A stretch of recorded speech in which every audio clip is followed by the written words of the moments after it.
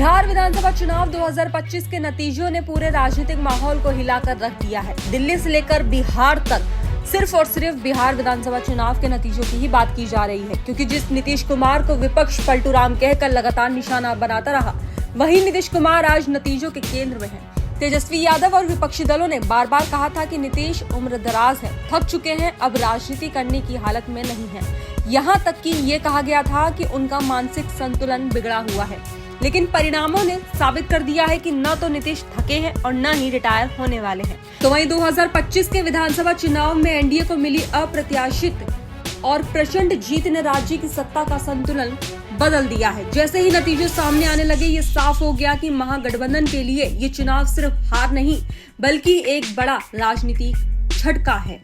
लेकिन इस पूरे परिणाम के बीच एक सवाल लगातार उभर रहा है, क्या इस जीत का असली कारण योगी फैक्टर था? क्या सचमुच बिहार की जनता पर यूपी के मुख्यमंत्री योगी आदित्यनाथ का जादू चल गया? दरअसल चुनावी अभियान की शुरुआत में माहौल कुछ और था। महागठबंधन बेरोजगारी, शिक्षा, स्वास्थ्य और स्थानीय समस्याओं को मुद्दा बनाकर चुनाव में उतरा था। दूसरी ओर एनडीए विकास और सुशासन की पुरानी थीम को और तेजी से आगे बढ़ा रहा था। कई राजनीतिक विश्लेषकों ने अनुमान लगाया था कि मुकाबला बेहद कड़ा होगा। कुछ चरणों में तो दोनों गठबंधनों के बीच अंतर बहुत कम दिख रहा था, लेकिन जैसे जैसे समय बीता, जनता का मूड सूक्ष्म रूप से बदलने लगा, जिसका अंदाजा विपक्ष नहीं लगा पाया। तो वहीं इन सबके बीच उत्तर प्रदेश के मुख्यमंत्री योगी आदित्यनाथ का ज्यादा आक्रामक और सक्रिय प्रचार इस चुनाव में निर्णायक साबित हुआ। दरअसल उनकी पहली रैली से ही ये साफ हो गया कि वे सिर्फ एक स्टार प्रचारक की भूमिका निभाने नहीं आए हैं, वो एक ऐसा माहौल बनाने आए थे जो मतदाताओं की मनोवैज्ञानिक दिशा बदल दे। योगी जब मंच पर आते हैं, भीड़ का व्यवहार बदल जाता है। उनके भाषणों में ऊर्जा, स्पष्टता और बेबाक अंदाज होता है। वे विकास, सुरक्षा और कानून व्यवस्था जैसे शब्दों को इतनी मजबूती से उछालते हैं कि लोगों के बीच एक विश्वास पैदा हो जाता है कि अगर उत्तर प्रदेश बदल सकता है तो बिहार क्यों नहीं। तो वहीं उनकी सभाओं में बड़ी संख्या में महिलाएं और युवा उपस्थित होने लगे और ये दोनों वर्ग इस बार बिहार चुनाव के निर्णायक मतदाता साबित हुए।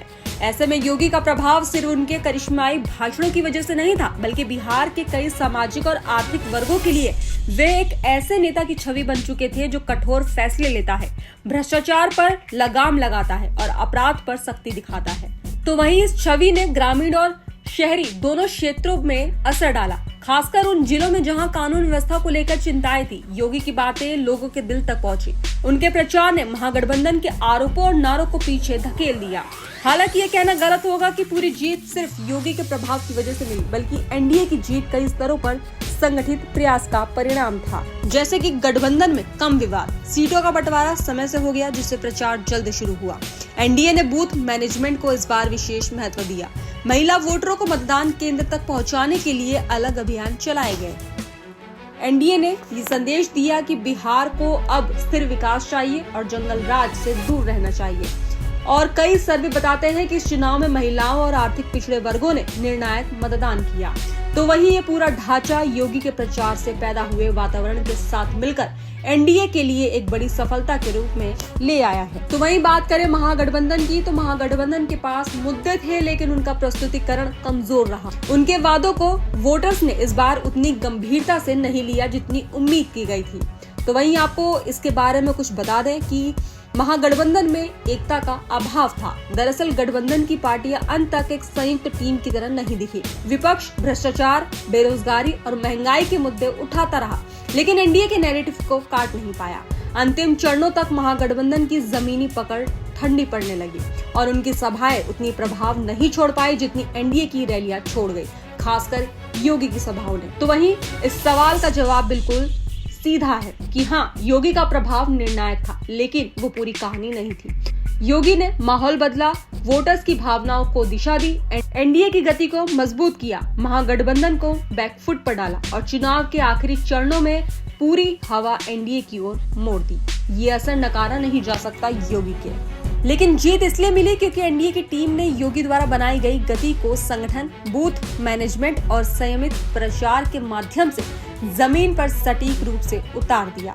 तो वहीं इस जीत का प्रभाव सिर्फ विधानसभा सीटों तक सीमित नहीं है, ये बिहार की जनता का बड़ा राजनीतिक संकेत है।